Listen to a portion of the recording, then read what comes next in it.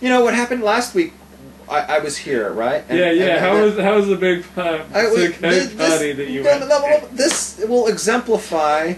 This will exemplify the problem. Okay. Well, this was all bad. Let me tell you what happened. Since we're boring everybody else. Yeah. I always want to dance. Whenever there's a dance party, I'm there. You know, a Jewish dance party, right? Yeah. And, you know, normally during Chol Hamoed, there's always going to be some sort of dance party. They used to have them in the street all the time. You know, were you aware of it? I used to dance in the street every year for 20 years. Yeah. That stopped. Okay, so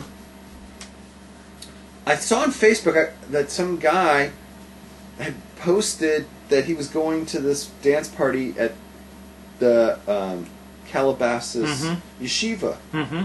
And they're having a dance party and a band, and I was like, I asked a few questions. I said, like, you know, is it going to be dancing? And he was like, yeah, is there a band? And then he said, yeah, this band's performing. I went to the band's website. They looked for real. Everything was really, you know, like this band was going to happen. I was like, yeah, this is going to be hot. And it's like at this yeshiva, you know, it's like he said there's going to be 150 guys dancing. And it's like, oh, right, I'm there. This is going to be fun, right? So I'm going to let loose. I'm going to dance that night, right?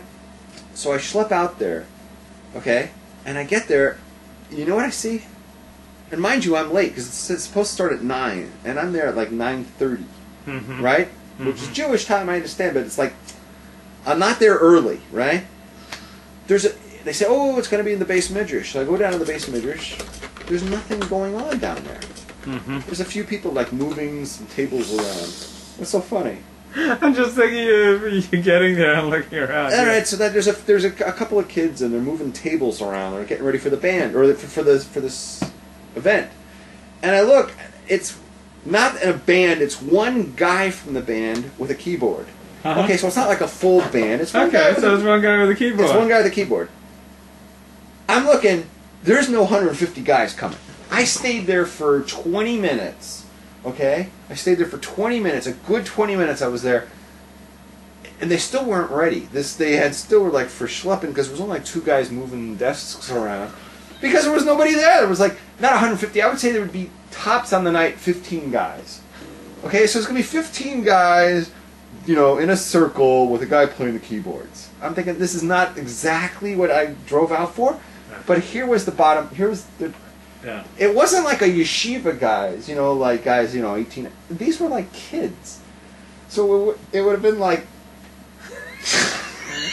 That's creepy. And the whole thing was creeping me out. It would have been like, what was I doing there? What was I doing? There was like 4 boys. It would have been like 14-year-olds. and rap. Like I just drove up in Calabasas so I could dance with these 14-year-olds. And I'm thinking, you know, this is not good. This is not. What the fuck happened here? Where did I go wrong? What did I get a video of that? Yeah, I'm like, I don't want anybody filming this shit, you know, because I brought like my flip camera. I'm like gonna film myself dancing and shit. I'm like, no, I'm not even here. Okay, and then there was like, here was the final one. There was the final thing that forced me out the door. Ready for this? Yeah. I was there for 20 minutes, and no one said hello to me or anything. Now, they probably figured I was like some creepy guy. Like, what the fuck is that guy doing here?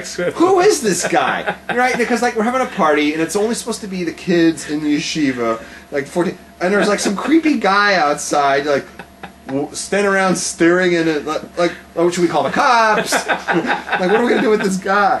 Right? So I said, you know what? I'll save them the trouble. I'm out of here. Goodbye. Fuck this. And I left. I'm really sorry I missed that. Yeah, I know. I know we would have come together. I would have thought we were gay or something. I mean, it's like, imagine if both of us had shown up. What? If both of us had shown up, it would have been better.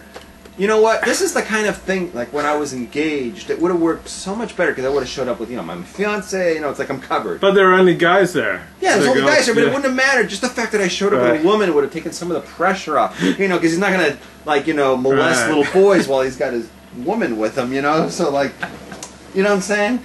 But, like, I didn't have her at all. I was just like, here I am, I want to dance. Lead me to the boys. So I was like, you know what? I'm just like getting weirded out here. So it was a combination of like my social anxiety and like paranoia that everybody thought I was like some sort of freak. So I got in my car and I got the fuck out of there. I was home by 10. I left there at like 9:59. I was home by 10.